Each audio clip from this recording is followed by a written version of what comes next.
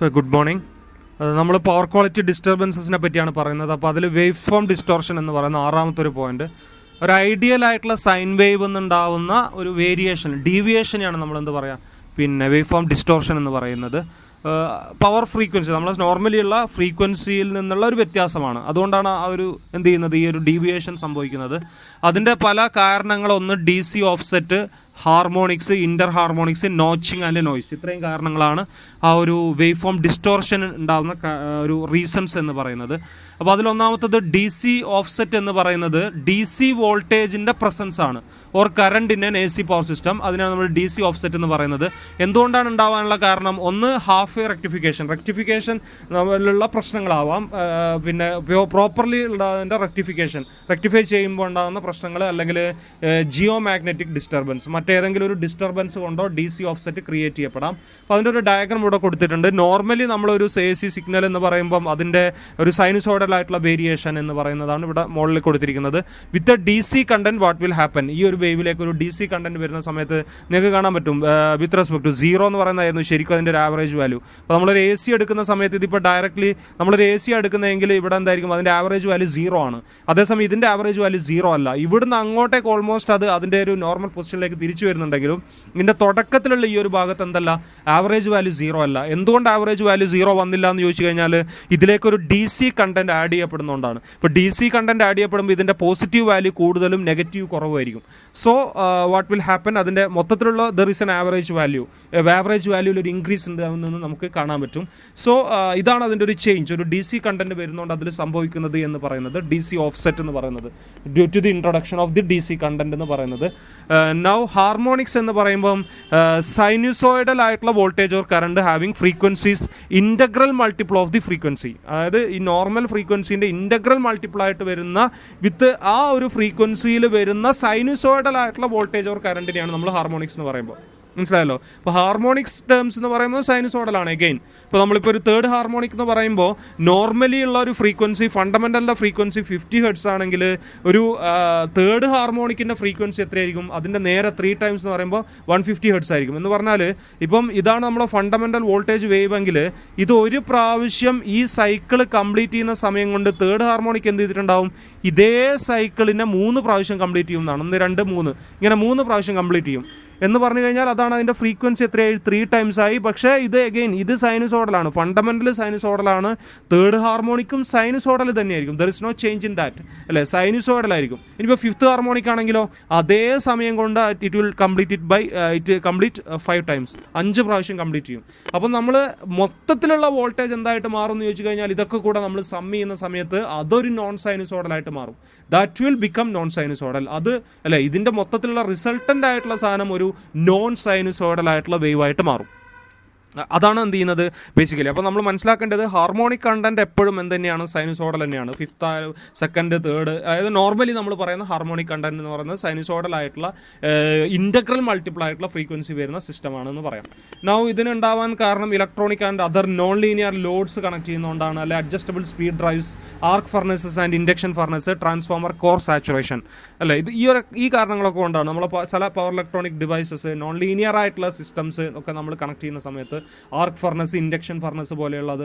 ഇനി now core saturation നിങ്ങൾ പഠിച്ചിട്ടുണ്ടാകും. ഏതൊരു കോർ മെറ്റീരിയൽ, ഇപ്പോൾ ട്രാൻസ്ഫോമറിൻ്റെ കേസിലൊക്കെ കോർ മെറ്റീരിയൽ പിന്നെ കുറച്ച് കഴിയുമ്പോൾ after some time it will be saturated. അതായത് കറണ്ട് ഇതിലേക്ക് ഫ്ലോ ചെയ്യുകയാണ്, കറണ്ടിന് അത് സപ്ലൈ നിന്ന് ഡ്രോ ചെയ്യുകയാണ്. ഇങ്ങനെ ഡ്രോ ചെയ്യുമ്പോൾ എന്ത് ചെയ്യുന്നു വെച്ചാൽ മാഗ്നറ്റൈസിങ് കമ്പോണന്റ് ഓഫ് കറണ്ട് എന്നാണ്, നമ്മൾ ഫ്ലക്സിനെ ക്രിയേറ്റ് ചെയ്യുന്ന കറണ്ട് എന്ന് പറയും. ആ കറണ്ടിൻ്റെ മാഗ്നിറ്റ്യൂഡ് കൂടിയ ഒരു പെർട്ടിക്കുലർ വാല്യൂവിനേക്കാൾ കൂടിക്കഴിഞ്ഞാൽ കോർ സാച്ചുറേറ്റഡ് ആയി മാറും. സാച്ചുറേറ്റഡ് ആയി മാറിക്കഴിഞ്ഞാൽ എന്താണ്? ഈ കറണ്ട് ഫ്ലക്സിനെ ഉണ്ടാക്കുകയാണ്. അപ്പോൾ നോർമലി എത്ര കറണ്ടാണോ അതിനനുസരിച്ചാണ് ഫ്ലക്സ്, ലീനിയർ പ്രൊപ്പോർഷണൽ ആയിട്ടുള്ള റിലേഷൻ ആയിരിക്കും. അതേസമയം കുറച്ച് കഴിയുമ്പോൾ എന്താ സംഭവിക്കുകയെന്ന് വെച്ച് കഴിഞ്ഞാൽ ഫ്ലക്സ് ഓൾമോസ്റ്റ് കോൺസ്റ്റന്റ് ആയിട്ട് മാറും. അപ്പോൾ കറണ്ട് ഡ്രോ ചെയ്യുമ്പോൾ ഫ്ലക്സ് ഓൾമോസ്റ്റ് കോൺസ്റ്റന്റ് ആയിട്ട് മാറുന്ന ഒരു സിറ്റുവേഷൻ ആണ്. അപ്പോൾ ഫ്ലക്സ് കോൺസ്റ്റന്റ് ആയി മാറി കഴിയുമ്പോൾ ആ റിലേഷൻ നോൺ ലീനിയർ ആവുക. അതിനെ നമ്മൾ ഹിസ്റ്ററിസിസ് ലൂപ്പൊക്കെ വെച്ച് നമ്മൾ എന്ത് ചെയ്യുന്നത്, റെപ്രസെന്റ് ചെയ്യുന്നത് ആ നോൺ ലീനിയർ റിലേഷനെയാണ്. മനസ്സിലായല്ലോ? അപ്പോൾ അങ്ങനെ ഫ്ലക്സ് നോൺ ലീനിയർ ആയിട്ട് മാറുമ്പോൾ എന്താ സംഭവിക്കുകയെന്ന് വെച്ച് കഴിഞ്ഞാൽ അതിനനുസരിച്ചുള്ള വോൾട്ടേജും എന്തായി മാറും? ഈ പറഞ്ഞ രീതിയിലുള്ള ഒരു നോൺ സൈനുസോയിഡൽ ആയിട്ടുള്ള ഒരു വേവ് ആയിട്ടാണ് നമുക്ക് കിട്ടുക. മനസ്സിലായല്ലോ? അല്ലെ EMF അല്ലെ വോൾട്ടേജ് നോൺ സൈനുസോയിഡലായിട്ട് മാറുകയാണ് ചെയ്യുക. അപ്പോൾ ഇങ്ങനെ നോൺ സൈനുസോയിഡലായിട്ട് മാറുമ്പോൾ അതിൽ ഹാർമോണിക്സ് ഇൻട്രൊഡ്യൂസ് ചെയ്തു എന്നാണ് അതിൻ്റെ അർത്ഥം. അപ്പോൾ ഇതുകൊണ്ടുണ്ടാകുന്ന പ്രശ്നങ്ങൾ എന്താണെന്ന് വെച്ച് കഴിഞ്ഞാൽ എക്യുപ്മെൻറ്റ് ഓവർ ഹീറ്റ്, ഇപ്പോൾ ട്രാൻസ്ഫോമറൊക്കെ ആണെങ്കിൽ ഈ ഒരു പ്രശ്നം കൊണ്ട് there may be chances of over heating, excessive current and voltages and tripping of protective relays. ഇത്രയൊക്കെയാണ് അതിൻ്റെ ഒരു പ്രശ്നങ്ങളായിട്ട് പറയുന്നത്. നൗ ഹാർമോണിക് കണ്ടന്റ് ഇൻട്രൊഡ്യൂസ് ചെയ്ത്, അതായത് ഇത് മൊത്തത്തിലുള്ള ഇഫക്റ്റീവ് ആയിട്ടുള്ള കണ്ടന്റ് ആണ്. നമ്മൾ ഇതിൻ്റെ ഒരു ആവറേജ് വാല്യൂ ഇവിടെ എടുത്തു കഴിഞ്ഞാൽ ഓൾമോസ്റ്റ് വീണ്ടും അതൊരു മൊത്തത്തിലുള്ള വാല്യൂ ഇതേപോലെ തന്നെയാണ്, പക്ഷേ ഇതിൻ്റെ ഷേപ്പിൽ വ്യത്യാസം വന്നു. ഇഫക്റ്റീവ് ആയിട്ടുള്ള വേവ് നോൺ സൈനുസോഡലായിട്ട് മാറി എന്നുള്ളതാണ്. ഇനി ആ ഇന്റർ ഹാർമോണിക്സ് എന്ന് പറയുമ്പം എന്തായിരിക്കും എന്ന് വെച്ച് കഴിഞ്ഞാൽ അത് ഇന്റഗ്രൽ മൾട്ടിപ്പിൾ അല്ല, it is not integral multiple of the frequency അല്ലേ.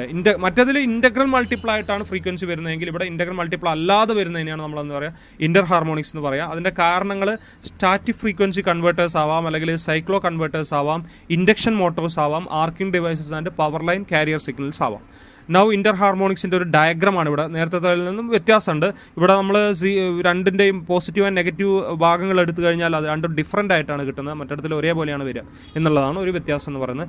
നോച്ചിങ് എന്ന് പറയുന്ന ഒരു periodic voltage disturbance caused by the normal operation of power electronic devices when current is commutated from one phase to another. അല്ലെ, കറണ്ടിന് നമ്മൾ ഒരു ഫേസിൽ നിന്ന് അടുത്ത ഫേസിലേക്ക് കമ്മ്യൂട്ടേഷൻ ചേഞ്ച് ചെയ്യുന്ന സമയത്ത്, അല്ലെങ്കിൽ കമ്മ്യൂട്ടേഷൻ എന്ന് പറഞ്ഞാൽ അതിനെ ഓഫ് ചെയ്തിട്ട് നമ്മൾ അതിനെ ചേഞ്ച് ചെയ്യുന്ന സമയത്ത് ഉണ്ടാവുന്ന ഒരു പീരിയോഡിക് ആയിട്ടുള്ള വോൾട്ടേജ് ഡിസ്റ്റർബൻസ്, ഒരു ഡിസ്റ്റർബൻസ് ആണ്, പക്ഷേ അത് പീരിയോഡിക് ആയിരിക്കും. അതിനാണ് നമ്മളത് പറയാം നോച്ചിങ് എന്ന് പറയാം. ഇപ്പോൾ ഇവിടെ നിങ്ങൾക്ക് കാണാൻ പറ്റും, ഈ ഒരു ഭാഗമാണ് ആ ഒരു ചേഞ്ചിനെ കാണിക്കുന്നത്. ഇവിടെയും അതൊരു പീരിയോഡിക് ആണ്, എന്ന് വെച്ചാൽ ഇത് ഒരേപോലെയാണ് പോസിറ്റീവ് ആൻഡ് നെഗറ്റീവ് സൈക്കിൾ കാണുക. ഈ ഒരു ഭാഗത്തെയാണ് അതെന്ത് ചെയ്യുന്നത്, ആ നോച്ചിങ് എന്ന് പറയുന്ന ഒരു പൊസിഷനെ കാണിക്കുന്നതെന്നാണ്. നൗ നോയ്സ് എന്ന് പറയുമ്പോൾ അൺവാണ്ടഡ് ആയിട്ടുള്ള സിഗ്നൽസ് ആണ്, പക്ഷേ അതിൻ്റെ spectral content lower than 200 kHz ആണ്.